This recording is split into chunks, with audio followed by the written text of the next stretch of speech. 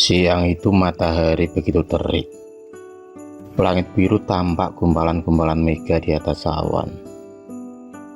Susan terlihat turun dari angkot menuju pos ojek. Susan adalah seorang wanita berpenampilan lugu, sederhana, dan apa adanya. Kacamata tebal selalu bertengger di hidungnya.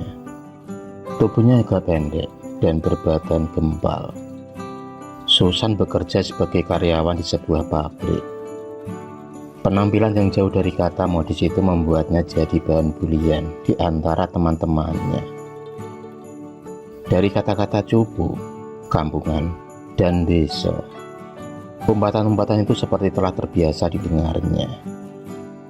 Di usianya yang sudah memasuki kepala 3, dia belum juga mempunyai pacar. Entah mengapa seperti tak ada laki-laki yang tertarik padanya. Padahal teman-teman seusianya sudah pada menikah, bahkan ada yang sudah mempunyai anak. Terkadang dia sering memandangi kaca, meratapi nasibnya. Di lubuk hati yang paling dalam, ingin sekali dia mengubah penampilannya. Tapi lagi-lagi Susan tak pernah punya keberanian karena rasa minder yang selalu menghantui. Hingga pada suatu hari, tak sengaja Susan bertemu dengan lelaki tampan yang membuat jantungnya berdebar. Rasa itu semakin memacu bersama hati yang berbunga kala mengingat pemilik wajah tampan bernama Zaki. Zaki adalah teman satu pabrik beda divisi. Tapi sebenarnya rasa itu kandas karena Zaki ternyata sudah mempunyai tunangan. Susan berusaha melupakan rasa yang ada, tapi dia tak mampu menghapus pesona Zaki dalam hatinya. Dia memendam rasa itu, hingga sering murung dan tak fokus dalam pekerjaannya. Hingga hal itu pun membuat Arin sahabatnya menjadi penasaran. Arin mencoba mencari tahu, meski Susan tak pernah mau terbuka soal hatinya kepada Arin. Dan pada akhirnya, Arin baru mengetahui perasaan Susan yang bertepuk sebelah tangan. Dia mencoba memberi saran pada Susan, tapi saran itu tak masuk akal. Arin mengatakan kalau cara itu satu-satunya cara untuk memikat hati Zaki. Susan berulang kali menggelengkan kepala. Dia tak punya keberanian untuk mencuri tali pocong perawan. Susan pun akhirnya pasrah dengan keadaan yang ada. Dia harus menerima ejekan demi ejekan dari ibu-ibu tetangganya yang sering menyebutnya perawan tua. Sore itu, dia pulang kerja seperti biasanya. Susan naik ojek terlebih dahulu agar sampai di rumah.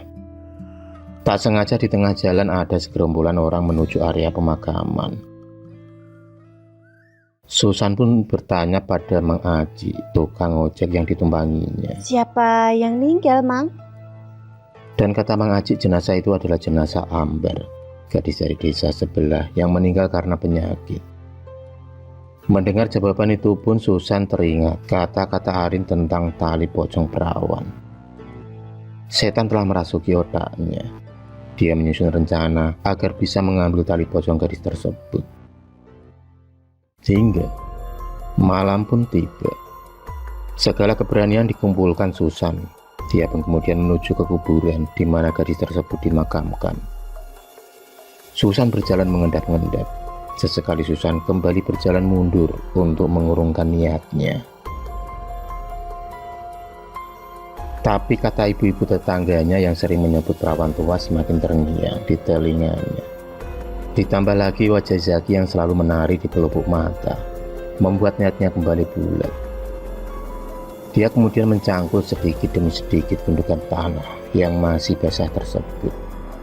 1 jam lebih, akhirnya kain kafan yang sudah terkubur tanah itu pun dengan pelan diambilnya. Susan pun tertawa kegirangan karena berhasil mengambil tali pocong perawan tersebut. Setelah kembali merapikan makam itu seperti keadaan semula, Susan pulang dengan tubuh yang kotor penuh dengan tanah. Tanpa pikir panjang, Susan lalu membakar tali pocong tersebut. Setelah terbakar, Susan mengambil sisa-sisa lelehan kain tersebut untuk dicampur bersama segelas air, lalu diminum. Tubuhnya pun bergetar, dan seperti ada sengatan-sengatan dan aura muncul setelah Susan meminum air tersebut. Dia tak sabar melihat reaksi Jaki setelah melihatnya besok pagi.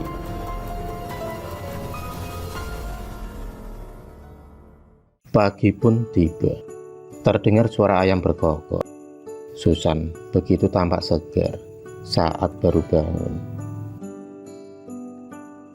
Dia mencoba berdiri di depan kaca, dan alangkah kagetnya dia dengan wajahnya yang sekarang. Aura cantik begitu terasa, kulit putih dan mulus, mata berbinar dengan senyum menawan. Hal itu membuatnya percaya diri saat berhadapan dengan Jaki nantinya. Berkat tali pocong perawan itu, Susan benar-benar berubah. Kacamata tebal yang selalu bertengger di hidungnya kini berganti dengan kacamata hitam. Rok panjang kini berubah menjadi celana jin yang ketat. Rambutnya yang selalu berpunjir kuda kini dibiarkan terurai panjang. Penampilan baru Susan benar-benar membuat semua laki-laki terpana. Mereka baru menyadari Susan ternyata begitu cantik. Penampilan yang cupu kini berubah menjadi wanita modern masa kini. Kepuasan Susan bertambah saat Jaki juga simpati kepadanya. Kini, hubungan Jaki dan tunangannya menjadi renggang. Jaki sudah terkena sihir dari Susan. Bulian kata-kata jelek yang tak lagi didengarnya. Bahkan, para tetangganya sebentar lagi tak akan mengatainya dengan sebutan perawan tua. Karena sebentar lagi dia akan menikah dengan Jaki. Di sisi lain, di desa sebelah digemparkan dengan isu-isu penampakan pocong yang selalu mengganggu warga. Pernah, suatu hari Mengaji bercerita pengalamannya pada Susan saat mengojeknya. Malam itu Mengaji sedang melakukan perjalanan pulang. Tiba-tiba saja di tengah jalan motornya terasa berat. Bau menyengat menusuk hidungnya. Beban di motornya terasa sangat berat hingga motornya tak kuat lagi melaju. Detak jantung Mengaji seakan copot saat melihat ada sesosok pocong yang memboncengnya. Mengaji mengucap takbir sebisanya, ayat kursi, dan setelah itu pocong itu pun menghilang. Lalu Mengaji melanjutkan perjalanannya kembali.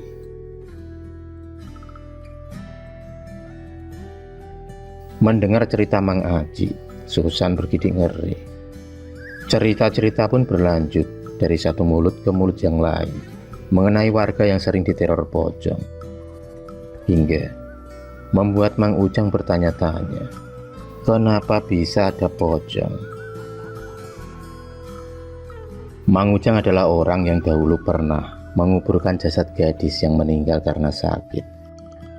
Mang Ujang sudah memastikan dia telah mencopot tali pocong pada mayat itu. Tapi kenapa bisa arwah pocong itu mencari tali pocongnya? Pihak keluarganya yang juga penasaran mencoba membongkar kuburan tersebut. Dan disaksikan warga yang lain. Dan alangkah kagetnya ketika Mang Ujang ditemani Pak Ustadz tak mendapati tali pocongnya. Mereka pun bertanya-tanya, ulah siapa yang tega mengambil tali pocong jasad tersebut.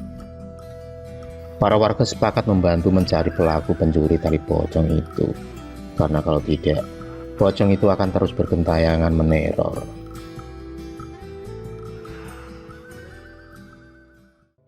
Hingga suatu hari Meta datang menemui Jaki bersama seorang dukun. Meta adalah tunangan Jaki. Dia percaya kalau Jaki terkena pelet, maka diputuskannya untuk memanggil dukun untuk membantu menerawang Jaki. Sambil memperlihatkan foto Susan, Meta menceritakan kejadian saat Jaki jatuh ke pelukan Susan. Dan dari kejauhan, tanpa disadari, Susan diikuti oleh dukun tersebut. Waktu maghrib tiba, Jaki dibuka mata batinnya oleh sang dukun. Gadis cantik yang sebentar lagi akan dinikahinya berubah menjadi sesosok menyeramkan. Wajahnya tambah hancur, hidungnya tersumpal kapas, persis penampakan pocong.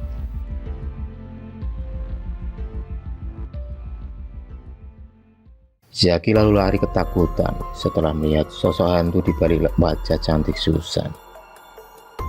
Akhirnya Zaki membatalkan niatnya untuk mempersunting Susan.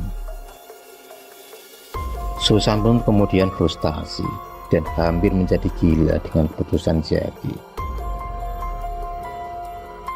Sedangkan sang dukun juga menerawang dari mana Susan mendapatkan tali pocong tersebut. Semakin lama, mental Susan semakin terganggu. Dia sering mengamuk tanpa sebab. Namun dia masih merahasiakan perihal tali pocong yang dia curi beberapa bulan yang lalu. Hingga akhirnya, tingkah lakunya seperti orang yang hilang akal. Akhirnya Susan tertabrak truk yang melintas di depannya. Susan meninggal dalam keadaan luka parah. Susan meninggal dengan keadaan luka yang parah. Sedangkan pocong itu tak lagi mengganggu para warga setelah Susan meninggal.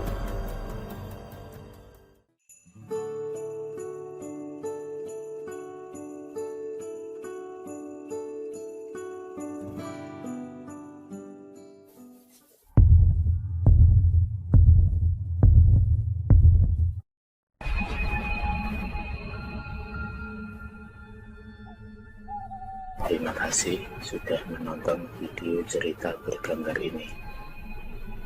Klik subscribe untuk terus mendapatkan video-video cerita bergambar selanjutnya. Semangat berkarya.